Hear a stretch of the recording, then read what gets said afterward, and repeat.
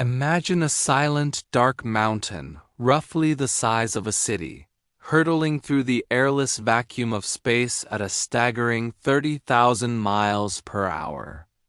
It has no lights, no engine, and no mercy. For billions of years, these celestial wanderers, asteroids, and comets have been the silent architects of our solar system. They are the leftovers from the chaotic birth of the planets, the jagged scraps of a cosmic construction site that never found a home. To the casual observer looking through a backyard telescope, they are mere streaks of light, beautiful and fleeting. But to humanity, sitting on a fragile blue marble called Earth, these objects represent a terrifying and exhilarating duality.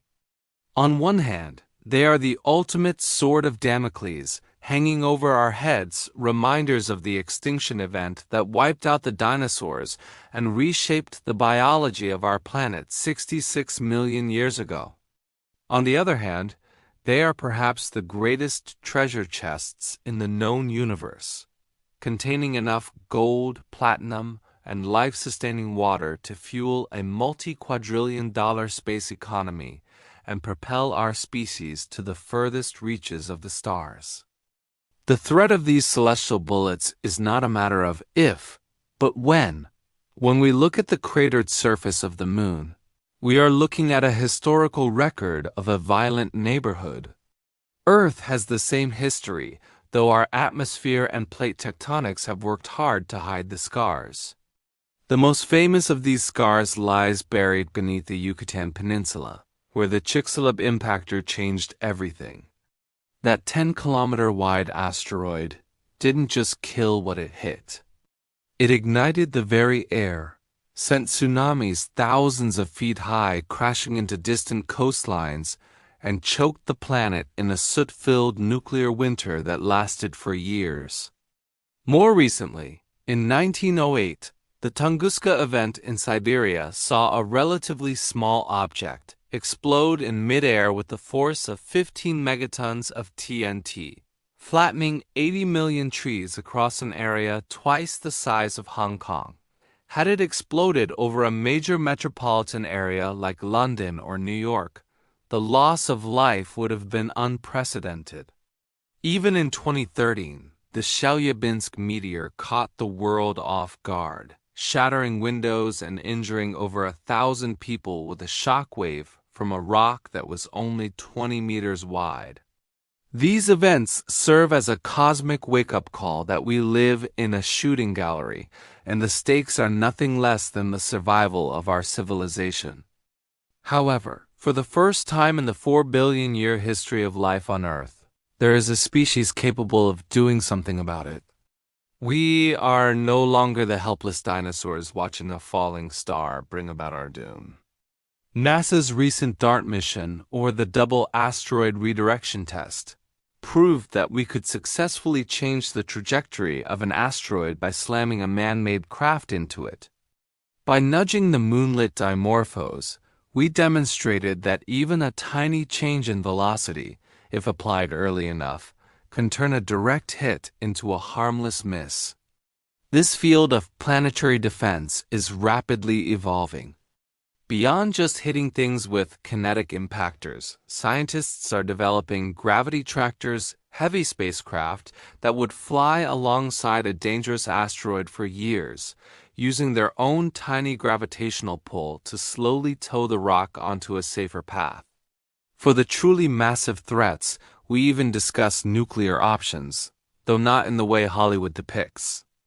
Rather than blowing the asteroid into 1,000,000 smaller and still dangerous pieces, we would detonate a device near the surface to vaporize the outer layer, creating a jet of gas that would act like a rocket engine to push the asteroid away.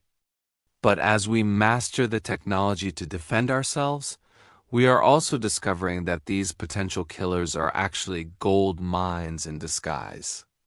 The treasure aspect of asteroids is so vast that it is difficult for the human mind to comprehend. Take, for example, the asteroid known as 16 Psyche. Located in the main belt between Mars and Jupiter, This 140-mile-wide giant is believed to be the exposed iron-nickel core of a protoplanet that was shattered in the early solar system. It is almost entirely made of high-value metals. The estimated economic value of the iron, nickel inside 16 Psyche is approximately $10,000 quadrillion. To put that in perspective, the entire global economy of Earth is only about $100 trillion. If we were to bring those materials back to Earth today, the global market for precious metals would collapse instantly. But the goal of the upcoming space gold rush isn't to bring the metal back to Earth. It's to use it in space. If we want to build massive space stations, orbiting cities, or fleets of exploration vessels, it makes no sense to launch heavy steel from Earth's deep gravity well.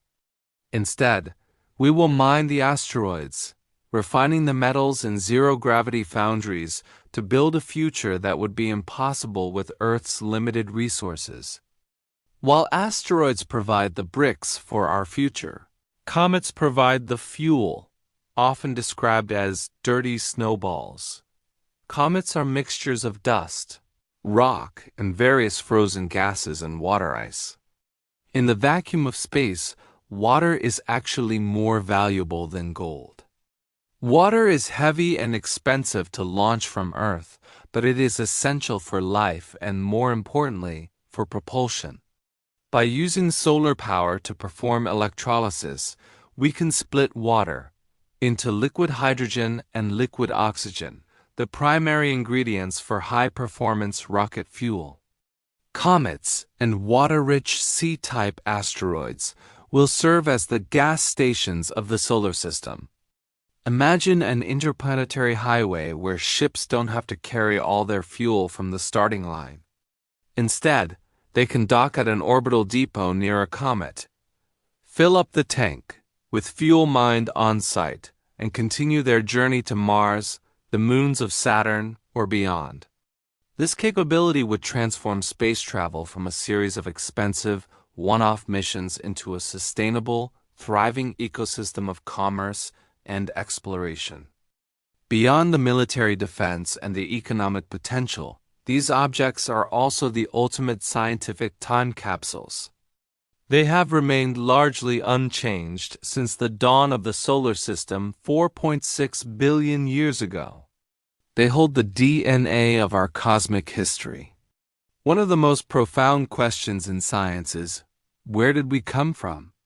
The theory of panspermia suggests that the building blocks of life, and even the water in our oceans, didn't originate on Earth. When our planet was young, it was a molten, hellish ball of fire where liquid water could not exist. Scientists believe that our oceans were delivered later, during a period of heavy bombardment by comets and water-rich asteroids from the outer solar system. Missions like the European Space Agency's Rosetta mission, which successfully landed a probe on Comet 67P, have found complex organic molecules, the very precursors to amino acids, clinging to the surface of these rocks. It is a humbling thought to realize that every drop of water you drink and every carbon atom in your body may have once been part of a comet drifting in the frozen darkness of the Oort cloud before it slammed into the ancient Earth. Looking toward the future, the integration of asteroids and comets into human civilization will lead to the most significant shift in our species' history. We are moving toward a Type I civilization on the Kardashev scale, where we begin to harness the energy and materials of our entire planetary system. The U.S. has already taken the lead in this legal frontier with the SPACE Act of 2015, which grants American citizens and companies the right to own and sell the resources they extract from asteroids. This has sparked a new race between global powers and private titans like SpaceX and Blue Origin. The first company to successfully capture and mine a near-Earth object will likely become more powerful and wealthy than any corporation in history. We might see the rise of asteroid homesteading, where massive rocks are hollowed out to create O'Neill cylinders, vast rotating habitats where millions of people live inside the asteroid itself. These habitats would provide natural shielding against cosmic radiation and allow us to create Earth-like environments with artificial gravity, forests, and lakes, all while floating through the void. However, this gold rush is not without its risks and ethical dilemmas.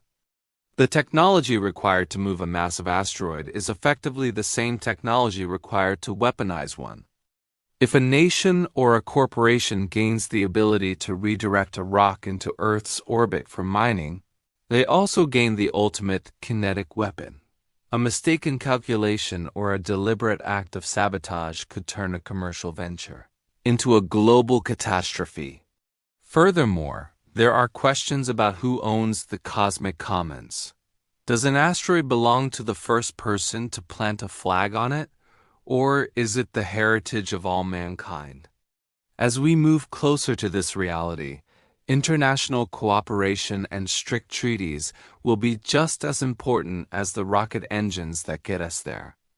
We must ensure that the pursuit of treasure does not inadvertently trigger the threat we are so desperately trying to avoid.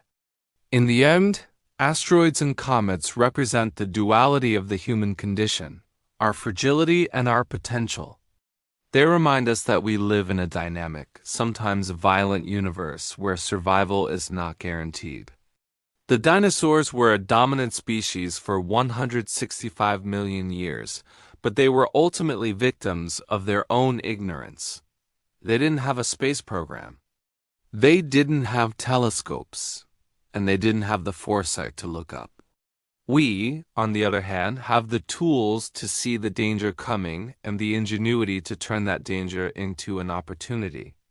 We are the first generation of humans who can truly say that we are the masters of our own destiny. As we continue to launch missions like OSIRIS-REx to bring back samples from Bennu, or the Psyche mission to explore the metal world, we are doing more than just collecting rocks. We are scouting the terrain for the next chapter of the human story. We are identifying the gas stations and the quarries that will build our future among the stars. The cold, dark void of space is often seen as a barrier, a vacuum that separates us from the rest of the universe. But when we look at it through the lens of asteroids and comets, we realize that space is not empty. It is full of the very things we need to survive and thrive. The difference between a threat and a treasure is simply a matter of perspective, technology, and the courage to reach out and grab it. The stars are no longer just distant lights to be admired. They are destinations. And the rocks that once threatened to end our story are now the very things that will ensure it never ends. As we stand on the threshold of this new era, we must embrace both the responsibility of protecting our home planet and the ambition of exploring the new ones. The universe has provided us with the materials. It is now up to us to decide what we will build with them. Whether we view the next approaching asteroid with fear or with the excitement of a pioneer will depend on our ability to transform our greatest celestial threats into our greatest cosmic treasures. This is the challenge of our time, and the answer will define the fate of humanity for the next 1,000 years. In the grand theater of the cosmos, we are no longer just spectators. We are the protagonists, and the stage is ours to claim.